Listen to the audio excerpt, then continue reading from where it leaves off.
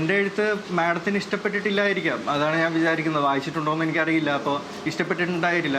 അപ്പോൾ മുത്തുച്ചിപ്പി വായിച്ച് എത്രയോ കേരളത്തിലെ ആൾക്കാരെ ഹരം കൊള്ളിച്ചിട്ടുള്ള ഒരു കഥകളാണ് മുത്തുച്ചിപ്പിക്കകത്തുള്ളത്. അപ്പോൾ അതിനെയും ആക്ഷേപിക്കേണ്ട ആവശ്യമില്ല. അതും ഒരു ലെവൽ സാഹിത്യമാണ്.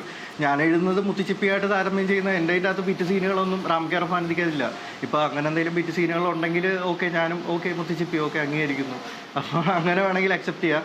പിന്നെ മാഡത്തിന് അങ്ങനെ ഒരു തോന്നലുണ്ടായിട്ടുണ്ടെങ്കിൽ ചിലപ്പോൾ മാഡത്തിന് എൻ്റെ കഥ വായിച്ചപ്പോൾ അപ്പം മുത്തുച്ചിപ്പിയായിട്ട് തോന്നിയിട്ടുണ്ടാകും. അത്രേ എനിക്ക് പറയാനുള്ളൂ. പിന്നെ മാഡത്തിനോട് വിരോധമൊന്നുമില്ല. മാഡത്തിനെ ഇപ്പോൾ ഈ കഴിഞ്ഞ KLF-ന് പോലും നമ്മൾ സംസാരിച്ചതൊക്കെയാണ്. മാഡം അപ്പുറം ഇരുന്ന് കഴിച്ചപ്പോൾ ഞാനും ഇവിടെ ഇരുന്ന് ഫുഡ് കഴിച്ചതാണ്. അപ്പോൾ ഇനിയും ഇപ്പോൾ KLF ഉണ്ടാവുമല്ലോ, ഞാനും അതിൻ്റെ അകത്തുണ്ടാവും, മാഡം ഉണ്ടാവും. മാഡത്തിന് ഇനി കാണുമ്പോഴും ഞാൻ സംസാരിക്കും, അത്രേ ഉള്ളൂ. ഇതൊക്കെ ഒരു ജസ്റ്റ് സംസാരിച്ച് പോകുന്നതാണ്.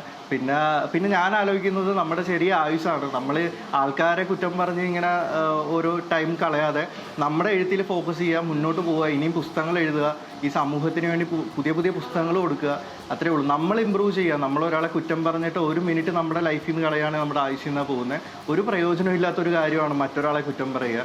അപ്പോൾ പിന്നെ ഞാനിപ്പോൾ പറയുന്നത് മാഡത്തിൻ്റെ സ്പേസിൽ നിന്നിട്ട് മാഡം ഫ്രീഡം എടുത്തിട്ട് മാഡത്തിന് പറയാനുള്ള അധികാരമുണ്ട്.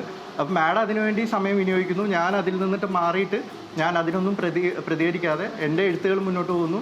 ഇപ്പോൾ സന്തോഷിക്കുന്നു കൂട്ടുകാരോടൊപ്പം, അതിൽ മുന്നോട്ട് പോകുന്നു, അത്രയേ ഉള്ളൂ.